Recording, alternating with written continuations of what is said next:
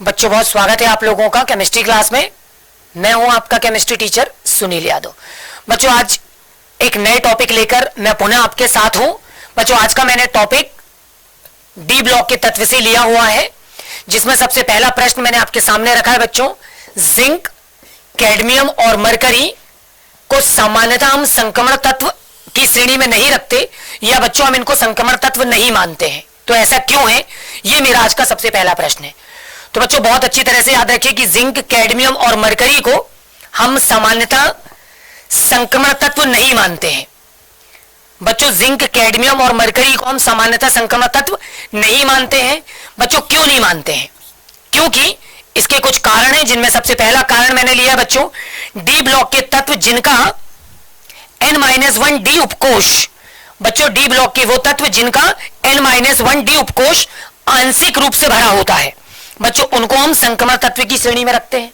ठीक है, ये सबसे महत्वपूर्ण कारण है कि डी ब्लॉक के वो तत्व जिनका N-D यानी जो पेनल्टीमेट सेल है, ठीक है, वो कैसा होता, अपूर्ण होता है बच्चों, उनको हम संक्रमण तत्व की श्रेणी में रखते हैं।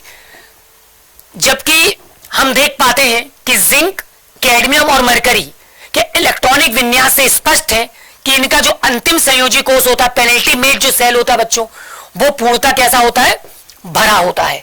ये आंशिक रूप से खाली या आंशिक भरा नहीं होता, ये पूर्णतः भरा होता है। और बच्चों ये कैसे होते हैं, ये स्थायी होते हैं।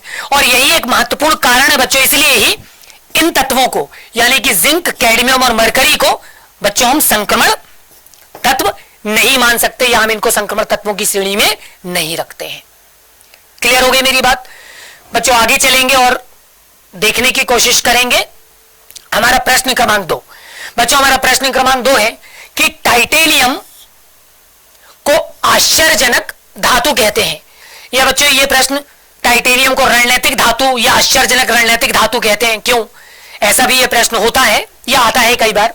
तो बच्चों टाइटेनियम को आश्चर्यजनक धातु कहते हैं क्योंकि बच्चों टाइटेनियम को आश्चर्यजनक या रणनैतिक धातु कहने के महत्वपूर्ण कारण, पहला कारण आपके सामने कि टाइटेनियम कठोर एवं उच्च गलनांक की धातु होती है।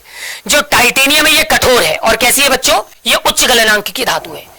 दूसरा महत्वपूर्ण कि ये ऊष्मा एवं विद्युत की क्या है बच्चों, सुचालक है। ये ऊष्मा एवं विद्युत की सुचालक है। तीसरा महत्वपूर्ण, ये संक्षरण प्रतिरोधी होती है। कैसे होती है बच्चों, संक्षरण प्रतिरोधी। अगला महत्वपूर्ण कारण बच्चों, टाइटेनियम का जो उपयोग है वो टैंक, तोप, बंदूक, रक्षात्मक कवच इत्यादि बनाने में महत्वपूर्ण योगदान देती है। ठीक है, और बच्चों ये इतने महत्वपूर्ण उपयोगी होने के कारण ही हम कह सकते हैं कि जो टाइटेनियम है वो एक आश्चर्यजनक एवं रणनैतिक धातु माना जाता है उसको, या कहा जाता है। ठीक है, तो बच्चों ये महत्वपूर्ण प्रश्न है, काफी बार एग्जाम में पूछा जाता है और आता है। बच्चों इसके अलावा मैंने आपके सामने अगला प्रश्न ले रखा, प्रश्न क्रमांक 3, और प्रश्न कह रहा है बच्चों कि Cu+ रंगहीन परंतु Cu++ रंगीन होता है क्यों? बच्चों Cu+ रंगहीन जबकि Cu++ रंगीन होता है क्यों? इसी प्रश्न को थोड़ा सा चेंज कर लिया जाए तो इस तरह भी आ सकता है बच्चों कि Cu+ सफेद जबकि Cu++ नीले रंग का होता है क्यों? या इसी प्रश्न को एक और तरीके से पूछा जा सकता है कि Cu+ जो है वो प्रतिचुंबकी बच्चों, जबकि Cu++ जो है वो अनुचुंबकी होता है क्यों? ये तीनों ही प्रश्न के आंसर का तरीका ऑलमोस्ट एक जैसा ही है, प्रश्न के स्वरूप जरूर बदल रहे हैं, मगर उत्तर की जो व्याख्या होगी बच्चों वो लगभग समान है। तो इसीलिए मैंने इनको एक साथ ही आपके समक्ष रखने का प्रयास किया हुआ है बच्चों। तो बच्चों मैंने सबसे पहले आपको रीजन देने जा रहा हूं कि Cu+ रंगहीन जबकि Cu++ रंगीन होता है क्योंकि। तो बच्चों ऐसा क्यों होता है? पहला रीजन कि जब मैं कॉपर का सामान्य अवस्था में इलेक्ट्रॉनिक विन्यास आपके सामने रखता हूं तो देखते हैं कि कॉपर 29 का जो इलेक्ट्रॉनिक विन्यास है 1s2 2p6 3s2 3p6 4s1 और 3d10 होता है। बच्चों इस तरह से आप देखेंगे कि हम कॉपर की तुलना तो कर नहीं रहे हैं ना, हमको Cu+ और Cu++ चाहिए। तो अब हम क्या करेंगे, अब 4s से एक इलेक्ट्रॉन को बच्चों इससे एक इलेक्ट्रॉन को निकाल देंगे। जब बच्चों इसे एक इलेक्ट्रॉन निकाल देंगे, जब हम इससे एक इलेक्ट्रॉन निकाल देंगे बच्चों, तो हम देखेंगे कि 4s से एक इलेक्ट्रॉन त्यागने के बाद जो कॉपर प्लस है उसका इलेक्ट्रॉनिक विन्यास कुछ इस तरह हो जाएगा, ठीक है। और सभी उपकोष पूर्णतः हमको कैसे प्रतीत होंगे बच्चों? भरे हुए प्रतीत होंगे, ठीक है। अतः हम देखेंगे कि इनमें सभी कोष पूर्णतः भरे होने के कारण बच्चों इनमें डीडी संक्रमण जो है वो नहीं हो पाएगा।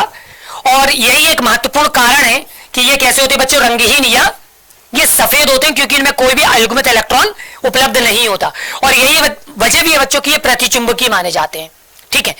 जबकि अब हम Cu प्लस के अंतिम संयोजी कोष को देखेंगे और बच्चों हम उसके 4s0 और 3d10 के 3d10 से अगर बच्चों एक इलेक्ट्रॉन और क्या कर दें? निकाल दें, तो Cu जो है वो Cu प्लस जो है वो Cu डबल प्लस में बदल जाएगा और उसका विन्यास 1s2 2s2 2p6 3s2 3p6 4s0 और 3d9 हो जाएगा बच्चों।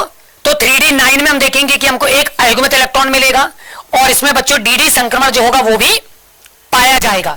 और यही एक महत्वपूर्ण कारण है बच्चों कि ये कैसा होता? रंगीन या नीले रंग का होता, या इसमें कुछ अनुचुंबकीय गुण पाया जाता है।